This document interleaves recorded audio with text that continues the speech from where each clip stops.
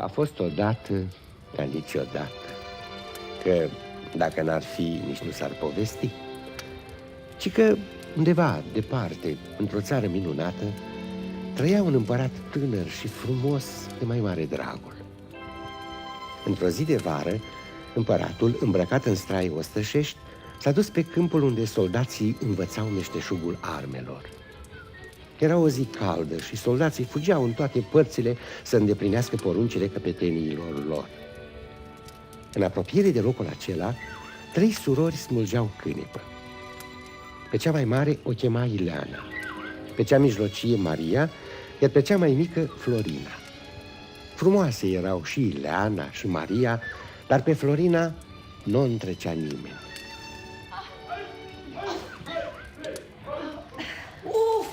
Afurisită cânepă surioarelor, greu să mai smulge din pământ. Mă dor degetele. Și o căldură. Uite, Florine nici nu-i pasă, cântă. Hărnicuța, n-am ce zice. Hai, hărnicuțo, lasă cântecul și smulge cânepa. Păi ce fac? Apucă mai multe fire odată, uite așa ca noi. Nu numai câte 2-3. Uitați-vă mai bine în urmă. Grămezile culese de mine sunt mai multe și mai mari decât ale voastre. De tot ia cu gura. Fetelor, ați văzut că și astăzi oamenii împăratului au venit pe câmp, chiar aici lângă ogorul nostru? Ia uitați-vă, un soldat când l-a văzut pe împărat s-a împiedecat și a căzut. Cum o fi arătând împăratul? Tânăr, frumos. Florina, uite-l, cel de colo. Da, așa-i. Tare-i mândru. Și are o nevastă urâtă. Dar de unde? Împăratul e holdei. Am auzit că are grijă de el, o vrăjitoare urâtă. Da, fata unui boier trage nădejde să o ia împăratul de nevastă. La palat ea e mai mare peste cămările împărătești. Și zici că trage nădejde să o ia împăratul? Păi da, așa se poartă vorba. Umblă cu farmeci și cu vrăji.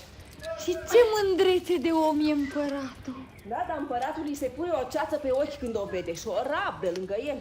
Și că e și bogată și face daruri curtenilor, iar curtenii o laudă pentru asta. Așa sunt unii curteni, lacomi și mincinoși. Uite la noi, fete frumoase, harnice, tinere, muncim de ne ustură palmele. Dar ce vrei să facem? Știu eu. Ei, dacă m-ar lua pe mine primul dregător al împăratului, toată curtea împărătească i-aș sătura-o cu o pâine.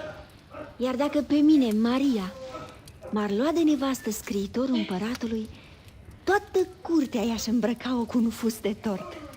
Dar tu ce spui, Florino? Pe mine, dacă m-ar lua împăratul, i-aș dărui 2 feți logoveți cu părul de aur, o fată și un băiat, de nu i-ar întrece nimeni pe lume în frumusețe. Ce s-a întâmplat? Vai de noi! Un oștean a fugit chiar acum din tufișurile astea de lângă noi. Să știți că a tras cu urechea și a auzit ce-am vorbit.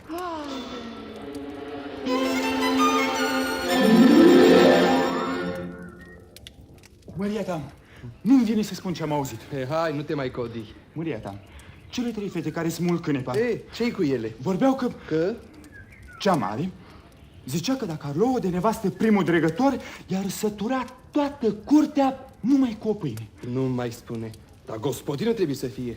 Și numai atât? Nu. Mijlocia spunea că dacă lua de nevastă scriitorul măriei tale, ar îmbrăca toată curtea numai cu un fus de tort. Una ca asta încă n-am mai auzit.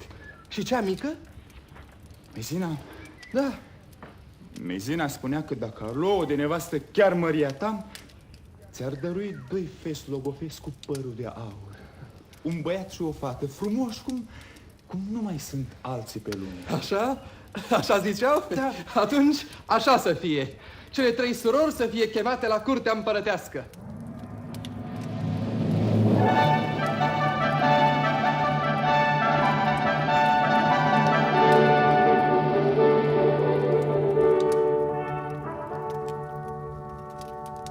Trei zile și 3 nopți, întreaga împărăție a răsunat de veselia oaspeților de la cele 3 nunți. Peste alte 3 zile și 3 nopți, a mers vestea în țară că Ileana, sora cea mare, a copt o pâine din care a săturat toată curtea împărătească. Peste alte 3 zile și 3 nopți s-a răspândit în țară vorba că Maria, sora mijlocie, a îmbrăcat toată oastea numai cu un singur fus de tort. Mulțumite, cele 2 surori într-o zi stăteau de vorbă. Surioară Maria, deși nu suntem împărătese, noi ne-am ținut cuvântul. Toată lumea acum ne cunoaște și ne cinstește. Când i-o dărui și Florina împăratului băiatul și fata cu părul de aur, atunci vrăjitoarea o să crape de ciudă. Să crape. Nu bași de seamă cu ce ochi se uită la sora noastră. Taci, uite-o că vine. Aici erați. Aici eram. Vă caut. Sora voastră vrea să vă vadă.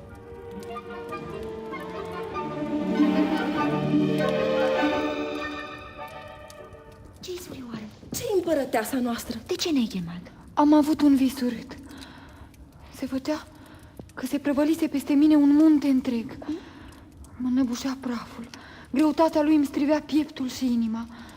Simțeam că mă sfârșesc. Bine că a fost doar un vis. Dar nu-i nimeni pe aici. Eu sunt aici, înălțimea ta. Eu, credincioasa ta slujnică. De azi dimineață stau la căpătâiul tău. Și noi, surioară. Cum am aflat, am venit într-un suflet. De ce nu ne-ai dat un semn? Am fi stat lângă tine. Și după întâiul vis a venit altul. Se făcea că un bolovan mare, rostogolindu-se, strivea niște floricele gingașe, către care întindeam mâna să le culeg. Uite și acum mă dor degetele mâinii de lovitura bolovanului. Doamne, ce vis! Vis, ți-a amorțit brațul și atât ai tot. Dar împăratul unde este? La vânătoare. E plecat de dimineață cu primul sfetnic și cu scriitorul curții. Da, au plecat de dimineață. La vânătoare, așa spuneau.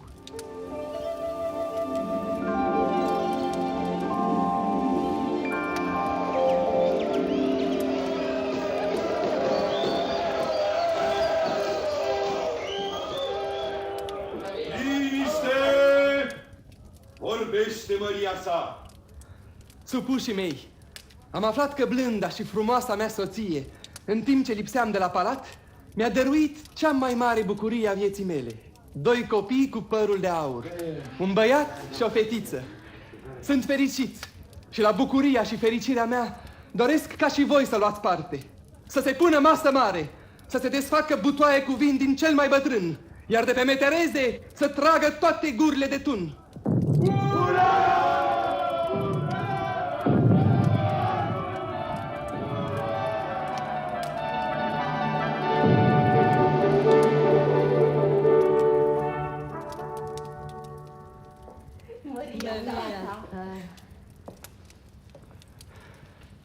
Soția mea, sunt fericit. Maria ta, sunt fericită. Ce stați? Aduceți-mi copiii. Vreau să-i văd. De ce nu sunt aduși copiii? Da, unde sunt copiii? Maria ta, Și azi mai ai de spus ceva? eu vreau să vă apăr de durere și de nenorocire. Nu înțeleg. Vorbește răspicat. Mi-e milă de Maria ta. Milă de mine? Ia seama ce vorbe spui. Mi-e milă că din marea nădejde și bucurie pe care ți-o visai nu vei rămâne decât cu durere. Ce și spui? cu desnădejde. Maria ta, ce vrea să spună? Nu-ți fie teamă, soțioara mea. Repede să-mi se aducă copiii. Vreau să-i văd. Poate că ar fi mai bine Ce? să nu-i vezi, Maria ta. Dar de ce? Nu așa. Ce să fiu? Vrei să te alung de la curte? Vrei să uit cât am rădat aici de milă? Adu-mi repede copiii. Bine, Maria ta. Ce tot bolborosea vrăjitoarea? Nu înțeleg, Doamne, dar mi-e frică. Frică. De ce? Sunt aici, lângă tine.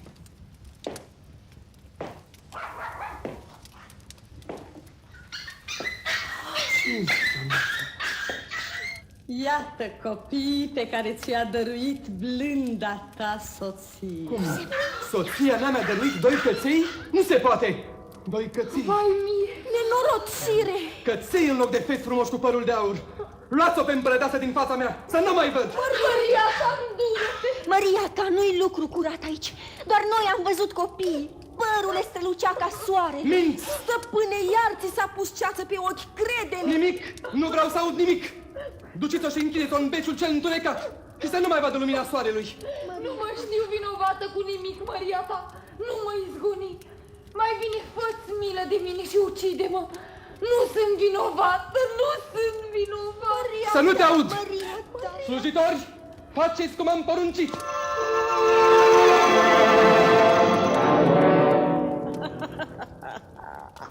De acum am să fiu împărăteasă, eu și nu alta. Le-au izbutit toate. Pe copiii cu părul de aur i-am tăinuit. Pe împărat l-am împrobodit. Pe Florina...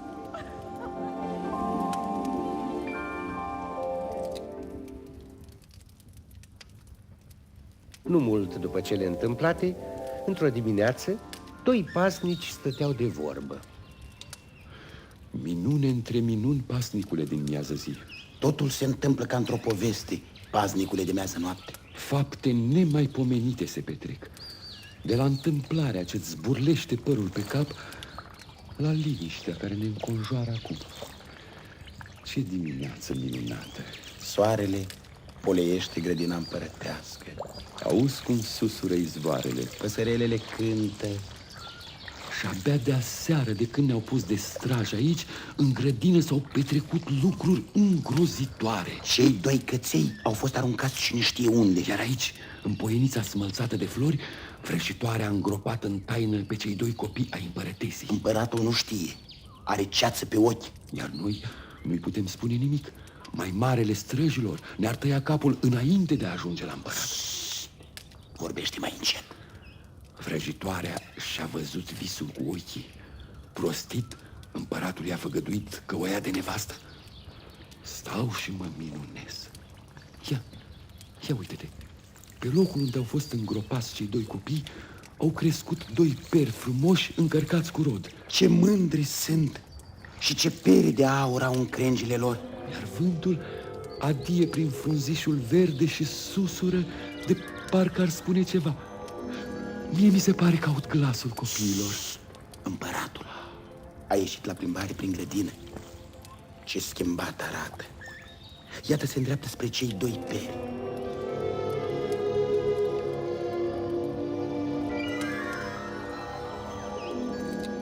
Privește, crengile pomilor se apleacă în fața împăratului. Văd.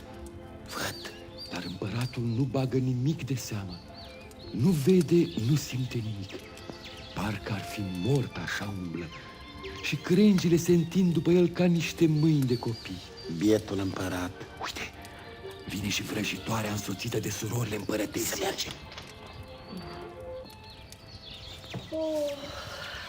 Biata noastră soră. De la fereastra mea am auzit-o toată noaptea cum plângea și se zbuciuma. Degeaba am încercat să-i vorbesc împăratului. S-a uitat la mine de parcă nu mă vedea. Și deodată s-a întors și a plecat. Mare mânios, cumplit l-a mai amăgit sora voastră. Îmi pare rău de ea, dar ce pot face? Dar noi am văzut doar.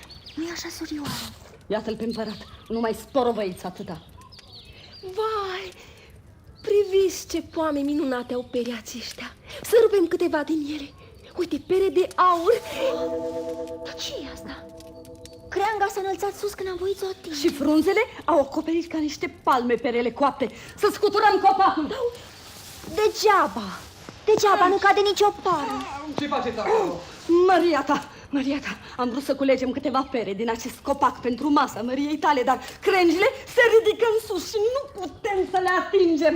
Curată minune, Maria. Maria ta, mie nu-mi place lucrul acesta. Îngăduie să se taie acești copaci obraznici care își bat joc de noi. Dacă dorești tu... Poate că n-ar trebui, Maria ta. Cred că-s fermecați. Cu atât mai mult. Acești peri sunt vrăjiți și dacă nu-i tăiem, mult rău au să ne aducă. Dă poruncă, Maria ta, să-i taie și din lemnul lor să facă 2 paturi. În unul să te culci, Maria ta, iar în altul eu. Așa să fie, dacă vrei tu. Rămâneți cu bine. Să trăiești, luminate. Bine, Maria ta.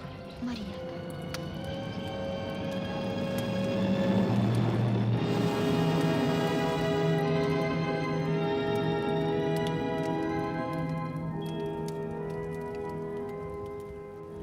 Și din lemnul celor doi peri fermecați, vrăjitoarea a pus să se facă 2 paturi.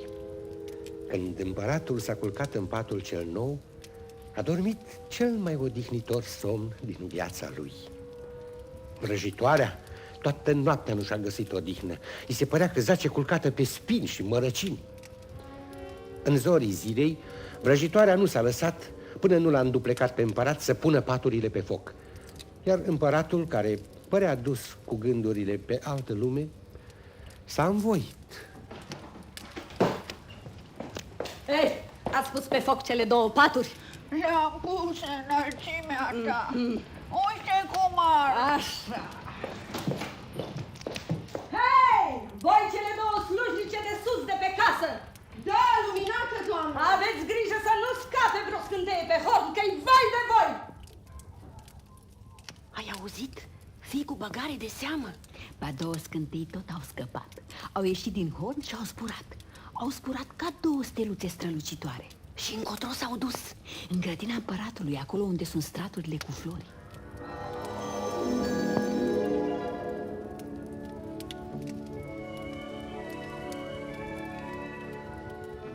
Cele 2 scântei, cum au atins straturile de flori, s-au prefăcut în 2 mielușei gemeni, cu lâna de aur și cu cornițele de argint. Tocmai când cei 2 mielușei se jucau, a intrat în grădină și împăratul. Ce-i asta? 2 mielușei printre flori. Cine i-a adus aici? Nu știu, luminate. Dar voi ce păziți aici? Ne-am pomenit cu ei că răsar dintre tufele cu flori înălțimea ta. Sunt foarte frumoși. Iată, uite ce lână au. Stați să vă mângâi. Nu așa. Vă jucați cu mine? Bată-vă să vă bată. Ce mielus năzdrăvani. Iată, uite. Mă privesc atât de ciudat, de parcă ar voi să spună ceva. Haide, spuneți. Ce voiți voi, copilașilor cu lână de aur și cu priviri nevinovate? Dar se poate, împărate, să te faci de râs și să te joci cu niște miei? Să râs! Miei m-am pus cu coarnele! Să râs! Ajutor!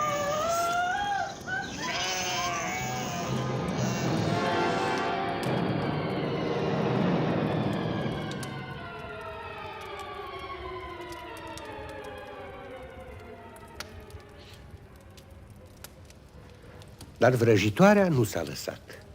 Până la urmă, l-a înduplecat pe împărat să dea poruncă să fie tăiați cei 2 miei și carnea să le fie aruncată pe gârlă. Dar peste noapte, nevăzuți de nimeni, din inimile celor 2 miei au ieșit 2 copii cu părul de aur. Surioară, da, surioară, vezi ce frumoasă e lumea? Dar unde suntem, frățioare? Într-o pădure, lângă o apă limpede. Ce bine am dormit. Da, parcă se apropie cineva de noi. Cine ești? Cine ești și ce vrei? Cine ești? Sunt zâna acestei păduri. Dacă ești zână, spune-ne, noi ai cui suntem? Sunteți copiii împăratului. Împăratului? Da. Însă vrăjitoarea a vrut să vă piardă. Și avem măicuță? Aveți măicuță.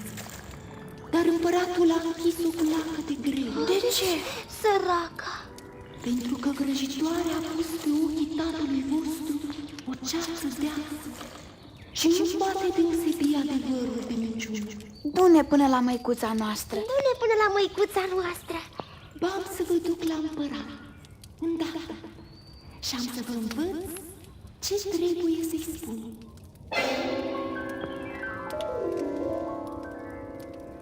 Faceți milă și pomană cu o biată bătrână care a ajuns să cerșească. Milă, măria ta, împărate. Dar ai cui sunt copiii aceștia așa de frumoși, bătrânică? Din lumea mare înălțate, împărate, și de neam împărătesc. Da? Și unde-i duci? Să-și caute părinți. Dacă mă uit mai bine, fata seamănă cu cineva. Da, și băiatul, parcă și el.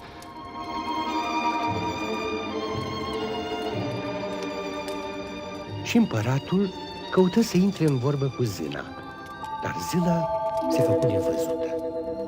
Îi scodi copiii, că de unde sunt și cine sunt, dar copiii nu știau nimic. poveste. O poveste? O poveste. Vrei să o asculți, măria ta?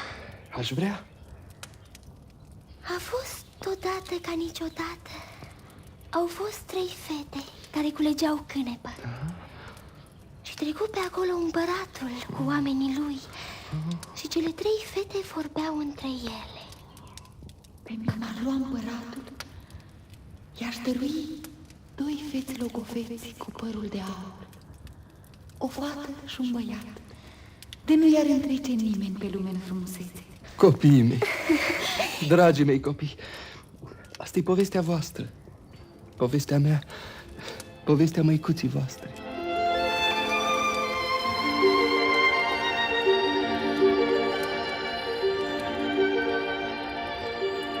Și împăratul, plin de duioșie și de părere de rău, pentru că a dat ascultare vrăjitoarei, se duse cu cei 2 copii de mână, cu ochii plini de lacrimi, în fața împărătesii sale.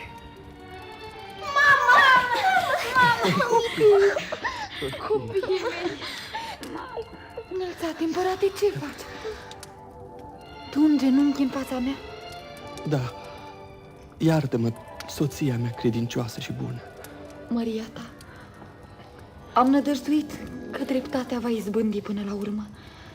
De aceea am răbdat și am așteptat. Soția. Acum pot să-mi strâng la piept copiii. Mamă! Nu știu cu ce pedeapsă să o pedepsesc pe vrăjitoare, împărăteasa mea. Lasă-i viața. Asta-i va fi destulă pedeapsă.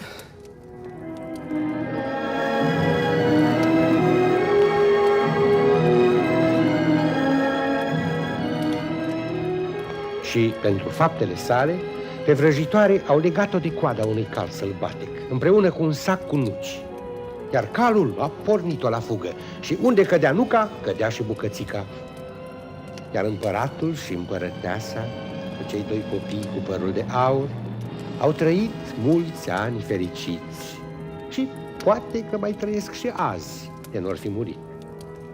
Iar eu am încălecat pe oșa și v-am spus povestea așa.